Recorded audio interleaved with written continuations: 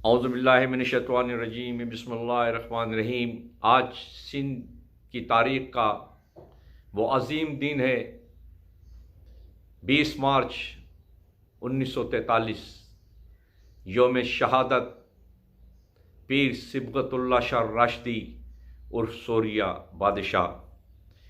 ये दिन, वो अज़ीम दिन जिसे आज सिंध की तारीख़ में फ़रामोश कर दिया गया, पाकिस्तान की तारीख़ में फ़रामोश कर दिया गया। अफसोस है इन सहाफ़ियों पर, अफसोस है इस पाकिस्तान के इस निज़ाम पर, अफसोस है इस सिंध की इस अवाम पर जो अपने हीरोज़ को नज़रअंदाज कर देती है। यौम शहादत वो शख्स जो कि 12 साल की उम्र में था जब अंग्रेज़ ने बर्र सग़ीर पर कब्ज़ा किया, इंडिया पर आए, इंडिया पर कब्ज़ा किया और सिंध के अंदर 1942 में जब पहला मार्शल लॉ नाफिज किया तो यही बादशाह सोरिया सिंध का वो शख्स था।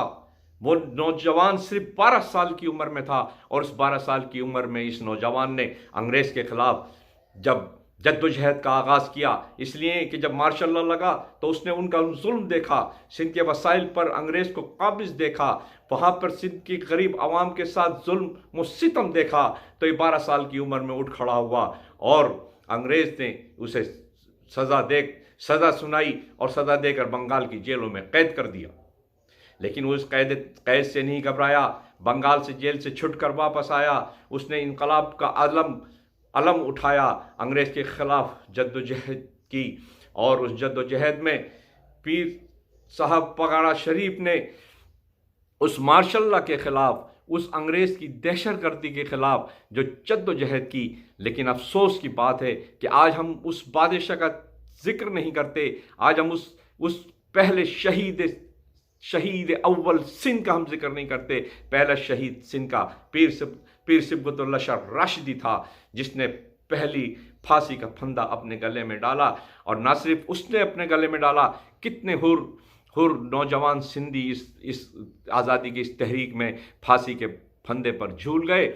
और 33 साल की उम्र थी, जिसमें से 10 साल वो जेल में रहा। सिर्फ 23 साल की ज़िंदगी में उसने सिंध के अंदर वो इनकलाब बर्पा किया कि आज सिंध के अंदर बैठे हुए वडेरों को और जो मतलब हुक्मरानों को आज ये उसका फल है कि उसने सिंध के अंदर पहली आज़ादी की तहरीक शुरू करके सिंध के लोगों को पहला शऊर दिया।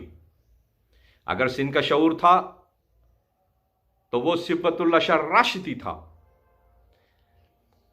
और लेकिन हम तारीख़ के हम मुजरिम हैं।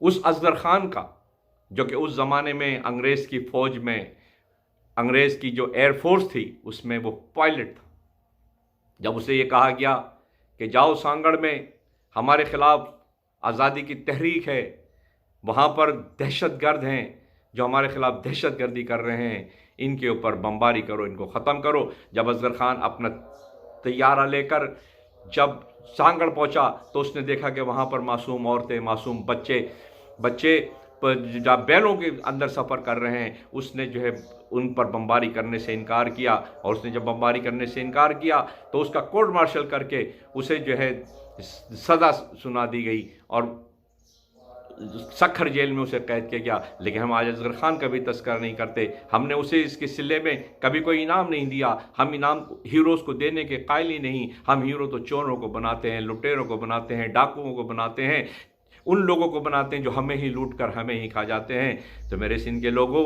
अपने शहीद अव्वल पीर सिबगतुल्लाह शाह राशिदी के इस दिन को हमेशा याद रखो और ये बात समझ लो कि वो तुम्हारा शऊर था। उस शऊर की वजह से आज सिंध के अंदर सियासी शऊर पैदा हुआ है।